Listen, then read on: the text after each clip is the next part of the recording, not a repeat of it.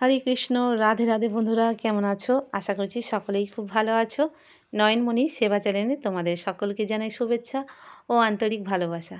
গোপাল সোনারা এখন শয়নে আছে, ওদেরকে তিনজনকে একসঙ্গে শয়নে দিয়েছি। এখন যেহেতু ঠান্ডা, তো একসঙ্গে থাকলে একটু কি হবে, মানে বেশ, যেমন আমরা ঠান্ডার সময় কি করি, সবাই মিলে একসঙ্গে এক বিছানায় থাকলে কি হয়, মানে ঠান্ডাটা ততটা লাগে না, গরমটা চট করে বেশ আরামদায়ক হয়। তো সেই জন্যে তিনজনকে আর আলাদা করে শয়নে দিই না। এখন এই ঠান্ডার সময় মানে চিন্তা করে রেখেছি ওদেরকে একসঙ্গে প্রত্যেক দিন শয়নে দেবো, দিলে সুবিধাও আমার হবে আর গোপাল সোনাদেরও ভালোভাবে ঘুমটা হবে। তো গোপাল সোনাকে আমি কিন্তু 3 সোনাকে আমি রোজই রাত্রে শয়নে দিই।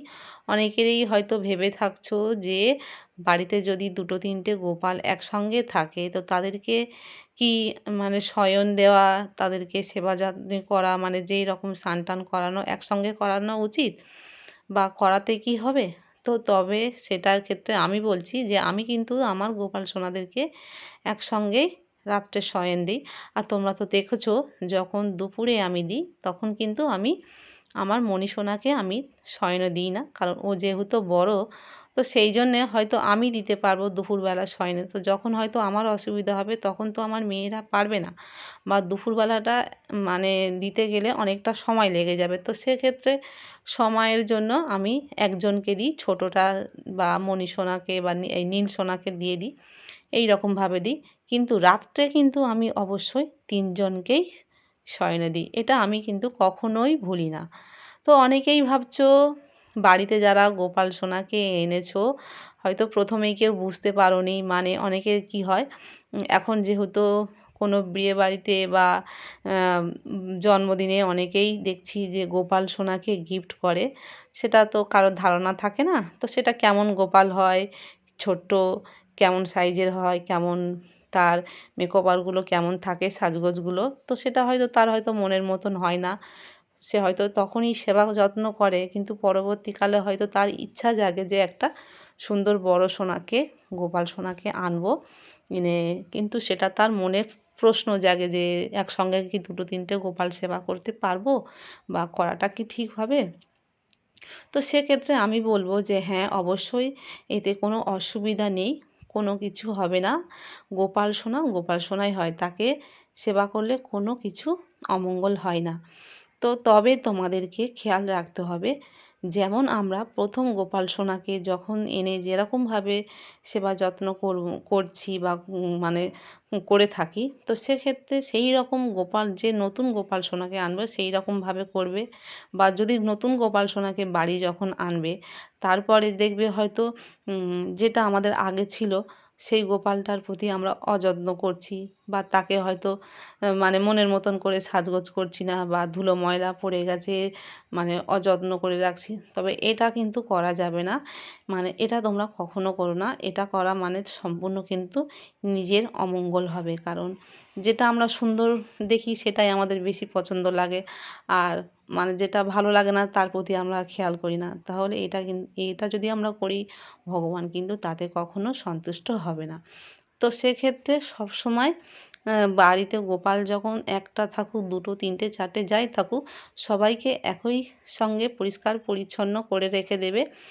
মাঝে মধ্যে হয়তো সবাইকে একসঙ্গে হয়তো শয়ন দিতে পারবে না, বা খাওয়াতে স্নান টানগুলো করাতে অসুবিধা হয়। তো সেক্ষেত্রে মাঝে মধ্যে অবশ্যই সময় ধরে, আমি এটা সবসময় বলি, বিশেষ করে পূজা পার্বণ যখন বিশেষ বিশেষ তিথি থাকে, একাদশী, পূর্ণিমা, তো সেই সময় অবশ্যই করে একসঙ্গে সব গোপালকে স্নান করাবে, জামা কাপড় চেঞ্জ করাবে, পরিষ্কার পরিচ্ছন্ন করে একটু সুন্দর করে তাদের সাজগোজ অবশ্যই করাতে হবে।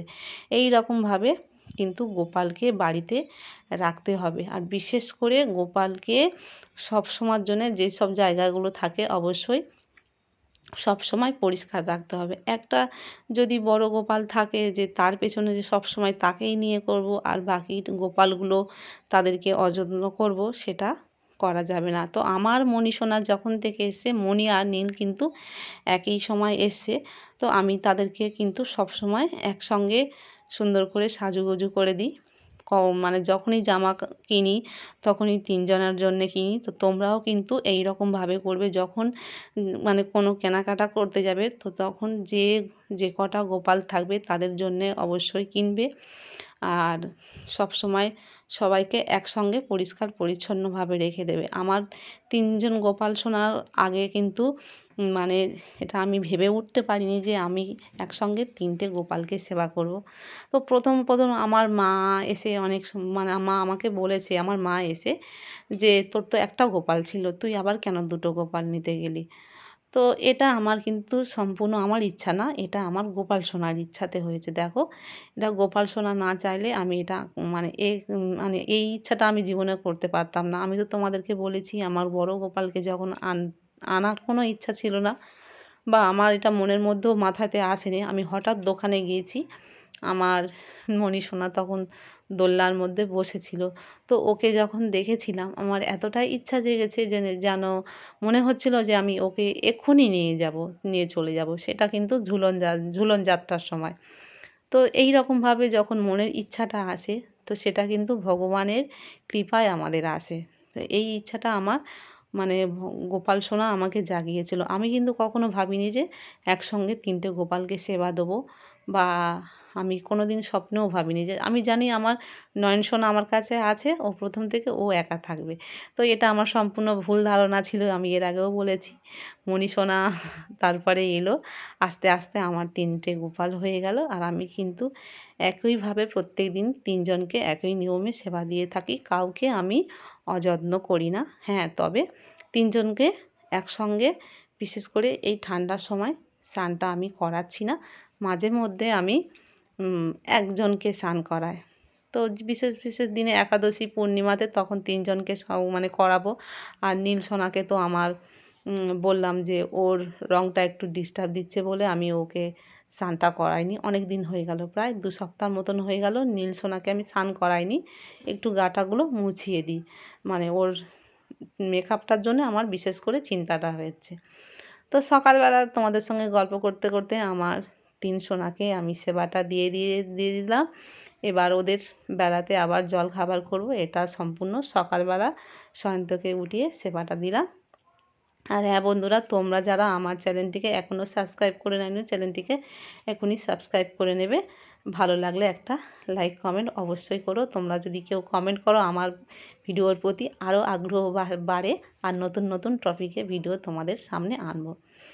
তো কেমন লাগলো অবশ্যই কমেন্ট করে জানাবেন। রাধে রাধে, হরি বল।